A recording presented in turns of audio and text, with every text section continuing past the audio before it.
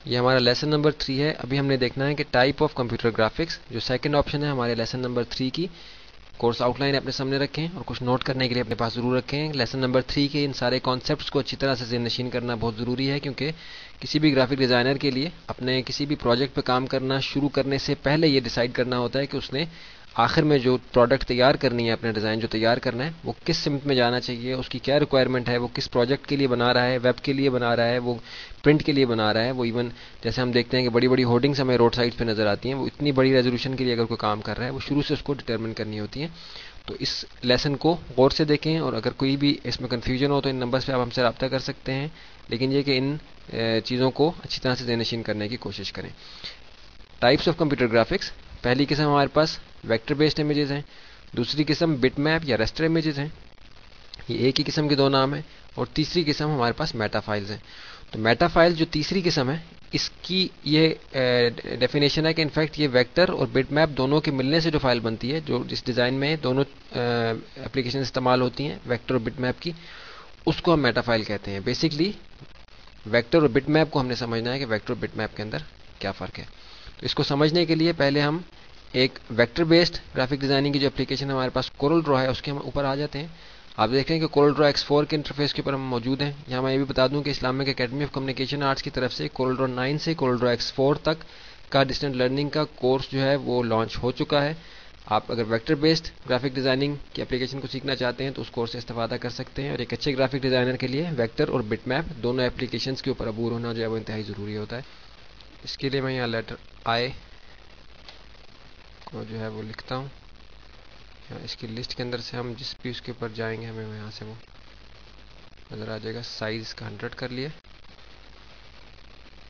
اور جس فونٹ کے اوپر بھی ہم جائیں گے کامک سین کے اوپر جا کے ہم اس کو نارمل سائز میں اس کو یہاں لکھتے ہیں.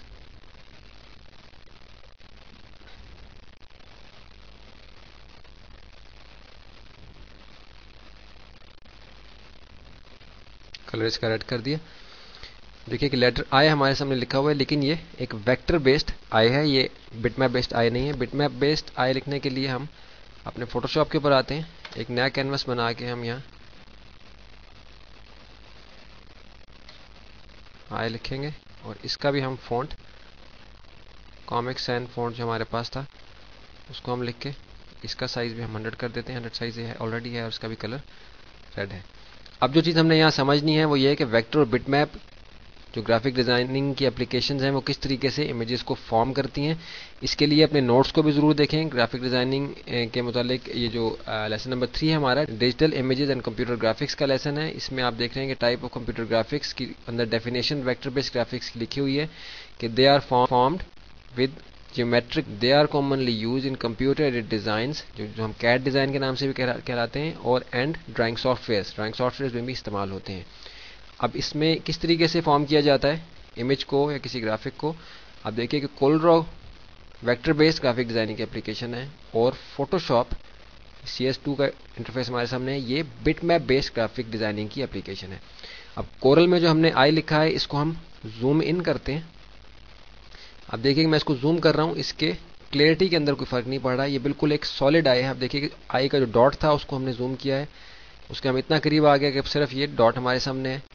ہم اس حد تک جاتے ہیں، ہم مزید بھی جا سکتے ہیں آگے، لیکن ہمارا خیال ہے کہ ہم اس کے آئی کے ڈاٹ کو زوم کر کے ہی ہم اس بات کو سمجھ لیں گے. آپ دیکھیے کہ بالکل ایک سالڈ ہے، اس کو ہم جتنا مرضی زوم کر لیں یہ اپنی میکسیمم لمٹ تک جائے گا، جو کہ لاکھوں میں ہوتی ہے، لیکن یہ کہ اس میں اس کی کوالٹی کے اندر کوئی فرق نہیں پڑے گا. ابھی اسی طریقے سے ہم، کیونکہ یہ ایک جیومیٹریکل کیلکولیشن کے ذریعے سے، ایک میتھمیٹیکل کیلکولیشن کے ذریعے سے کمپیوٹر نے اس کو جنریٹ کیا، کمپیوٹر ایڈیڈ ڈیزائن اس کو ہم کہیں گے. اس سالڈ میتھمیٹیکل کیلکولیشنز ہیں، اس میں کوئی پکسلز، کوئی موزیک، کوئی ایسی چیز نہیں ہے جس کی وجہ سے یہ فارم کیا گیا ہو. یہ ایک سالڈ کیلکولیشن ہے. اس میں جو امیجز بنائے جاتے ہیں اس کے اندر اسپیشل افیکٹس دینے کی اتنی گنجائش نہیں ہوتی جتنی فوٹو شاپ میں ہوتی ہے، لیکن ان کے اندر ریزولوشن کا ایشو نہیں ہوتا اور ان کا سائز بہت چھوٹا ہوتا ہے. آپ دیکھ رہے ہیں کہ the advantages of vector based formations are نیچے کر کے 3 اس کی لکھے ہوئے فائدے لکھے ہوئے ہیں کہ الگ الگ سے یہ ایڈیٹیبل ہوتے ہیں، فائل سائز ان کا اسمال ہوتا ہے، امیج کین بی سیلڈ اور resized without loss of resolution, اس کو ہم بڑا چھوٹا کسی بھی طرح سے کر سکتے ہیں اس کی ریزولوشن کے نقصان کے بغیر. اب ہم فوٹوشاپ کے اوپر آ کے جو ہمارا آئی لکھا ہوا ہے اس کو ہم زوم ان کر کے دیکھتے ہیں اس کی کوالٹی میں کیا فرق پڑتا ہے. آپ دیکھیے کہ ہم اس کے قریب آئے, ہمیں نظر آ رہا ہے کہ واضح طور پہ اس کے کارنرز جو ہیں یہ بلر ہونا شروع ہو گئے. مزید قریب آئے, مزید قریب آئے, اسی طریقے سے ہم آئی کے ڈاٹ کو زوم کر لیتے ہیں. آپ دیکھیے کہ اس کی زوم کی لمٹ ختم ہوگی. آپ دیکھ رہے ہیں کہ میرا جو ٹول آپ کے سامنے ہے زوم ٹول, اس کے اندر سے پلس کا سائن غائب ہو گیا, یعنی مزید ہم اس کو زوم نہیں کر سکتے کیونکہ فوٹوشاپ کے اندر ہمیں 1600% زوم کرنے کی آپشن. دیکھ رہے ہیں کہ ہمارے ٹائٹل بار کے اوپر 1600% زوم لکھا ہوا ہے. اب دیکھیں کہ یہ اس کی ڈیفینیشن جو آپ کے سامنے لکھی ہوئی ہے ریسٹر امیجز کی, they are also known as bitmap images اور photorealistic images. They are made up of a mosaic of picture elements called pixels. Raster images tend to be larger, یہ size میں بڑی ہوتی ہیں, یعنی یہ ایک موزیک کے ذریعے سے بنائی جاتی ہیں. اس کو ہم نے جو نام ہم نے نوٹس کے اندر اس کا دیکھا کہ پکچر ایلیمنٹ اس کو ہم کہیں گے کہ ہر ایک پکسل کی اپنی ایک کلر کی ویلیو ہوتی ہے اور ان کے ملنے سے یہ امیج بنتا ہے. تو یہ بٹ میپ گرافک ڈیزائننگ کی اپلیکیشنز ایلیمنٹس کے ذریعے سے, ایک موزیک کے ذریعے سے, ایک گراف کے ذریعے سے یہ پکچر کمپلیٹ بناتی ہیں. ویکٹر بیسڈ اپلیکیشنز ہیں, وہ ایک سالڈ میتھمیٹیکل کیلکولیشن کے ذریعے سے امیج بناتی ہیں, اس لیے اس میں ریزولوشن کا کوئی ایشو نہیں ہوتا. اس کی کوالٹی جو ہے وہ بالکل 100% رہتی ہے, آپ چاہے جتنا مرضی اس کو زوم کر لیں. آپ دیکھ رہے ہیں کہ ہم قریب سے قریب تر اس کے آ رہے ہیں لیکن اس کی کوالٹی کے اندر کوئی فرق نہیں پڑ رہا, جبکہ بٹ میپ امیج کے اندر اس طرح سے امیج جو ہے ایک حد تک جاتا ہے. یہ ڈیسائیڈ ہم پہلے کرتے ہیں امیج کریٹ کرنے سے پہلے کہ کس حد تک ہم نے اس کو لے کے جانا ہے, اور اس سے قریب آنے پر اس کے پکسل جو ہیں یہ ایکسپوز ہو جاتے ہیں. اس کو مزید کلیئر کرنے کے لیے ہم ایک اس فائل کو یہاں سے بند کر دیتے ہیں جو ہم نے آئی بنایا تھا, اس کو ہم نے کلوز کر دیا. ہم کوئی امیج یہاں سے اوپن کر لیتے ہیں جو ہم نے پہلے اوپن کیا ہو. اب دیکھیے کہ وہی امیج جو ہم نے پہلے پچھلے ایکسرسائز کے اندر ایک ویڈیو کے اندر کھولا تھا, اس کو ہم زوم ان کرتے ہیں, رائٹ کلک کر کے ایکچوئل پکسلز پہ آئے, یہ اس کے ایکچوئل پکسلز ہیں. اب اس کے کسی بھی حصے کے اوپر ہم زوم کرنا شروع کرتے ہیں. بالفرض دیکھتے ہیں کہ ہمارے پاس یہ ایریا ہے, یہ جہاں لکڑی کا آپ کو یہ نظر آ رہا ہے, وائٹ ایریا کے ایک ساتھ لے لیتے ہیں. اس ایریا کو ہم زوم کرتے ہیں ٹائر کے ساتھ, زوم کیا. ابھی تک تھوڑا سا کلیئر ہے, یہ تھوڑی سی کلیئرٹی اس کی کم ہو رہی ہے. مزید قریب آئے, مزید قریب آئے. آپ دیکھ رہے ہیں کہ ہم 500% زوم ہو چکے ہیں, ہم 600% زوم پہ, 700 پہ, 8 پہ, 9 پہ, 1600% ہم زوم ہو گئے.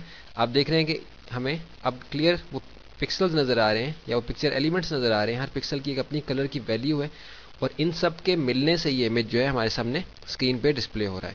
تو اس طرح کے جو امیجز ہیں, جو بٹ میپ بیسڈ امیجز ہوتے ہیں, ان کے اندر یہ فائدہ ہوتا ہے کہ اسپیشل افیکٹس دینے کی بہت زیادہ گنجائش ہوتی ہے, لیکن ان کا ایک ڈرا بیک یہ ہوتا ہے کہ ان کے اندر ایک تو ریزولوشن کا ایشو ہے جو کہ ہم امیج کریٹ کرنے سے پہلے ڈیسائیڈ کرنا ہوتا ہے, اور دوسرا فائل سائز بڑا ہوتا ہے.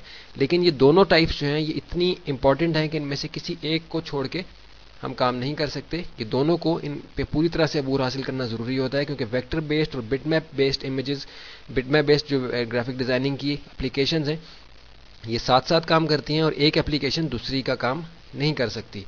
تو کسی بھی اچھے گرافک ڈیزائنر کو ویکٹر اور بٹ میپ بیسڈ دونوں اپلیکیشنز کے اندر کام کرنا جو ہے وہ آنا چاہیے, اس پہ عبور ہونا چاہیے, ورنہ ہم مکمل طور پہ اچھی طریقے سے اپنے پروجیکٹس کے اندر, اپنی اسائنمنٹس کے اندر کام نہیں کر سکتے. اب ہم آگے چلتے ہیں اور اگلی آپشن جو ہم نے لیسن نمبر 3 کے اندر کور کرنی ہے ان کو ہم اگلی ویڈیو کے اندر دیکھتے ہیں.